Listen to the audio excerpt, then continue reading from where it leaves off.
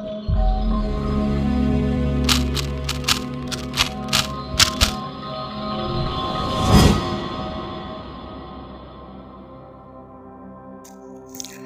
राम और रावण के बीच युद्ध हुआ तो रावण की हार हुई थी। रावण मरणासन अवस्था में था। तब भगवान राम ने लक्ष्मण जी को रावण से शिक्षा लेने के लिए कहा, क्योंकि राम भी यह जानते थे रावण इस संसार के नीति, राजनीति, शक्ति के महान पंडित थे। इसीलिए राम ने लक्ष्मण से कहा कि तुम रावण के पास जाओ, उससे जीवन से जुड़ी ऐसी शिक्षाएं प्राप्त करो जो तुम्हें कोई और नहीं दे सकता। भगवान राम की बात सुनकर लक्ष्मण मृत्युशैया पर पड़े रावण के सिर के पास खड़े हो गए, लेकिन काफी देर खड़े होने के रावण ने कुछ नहीं कहा। लक्ष्मण के वापस आ गए और कहा कि प्रभु, मैं बहुत देर तक रावण के पास खड़ा रहा, लेकिन उसने कुछ नहीं कहा। तब भगवान राम बोले कि किसी से ज्ञान प्राप्त करने के लिए उसके सिर नहीं बल्कि चरणों के पास खड़ा होना चाहिए। इसके बाद लक्ष्मण फिर से रावण के चरणों के पास जाकर खड़े हो गए और रावण से मरने से पहले लक्ष्मण को जो बातें बताई वह हम इस वीडियो में बता रहे हैं, तो प्लीज इस वीडियो को ध्यान से सुनिएगा।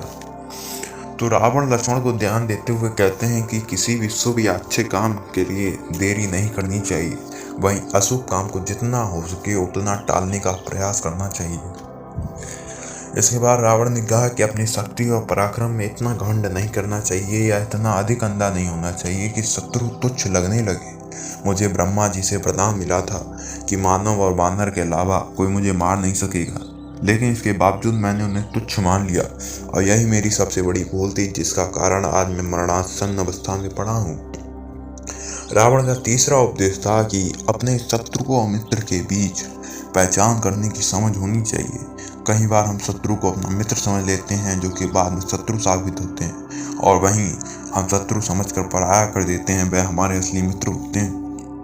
रावण ने लक्ष्मण को ज्ञान देते हुए कहा कि अपने जीवन के गुण रहस्यों के बारे में किसी को भी नहीं बताना चाहिए, चाहे फिर वह आपका कितना भी सगा क्यों ना हो, क्योंकि विभीषण जब लंका में था तब वह मेरा शुभेच्छु था, और रावण की शरण में गया तो वह मेरे विनाश का कारण बन गया।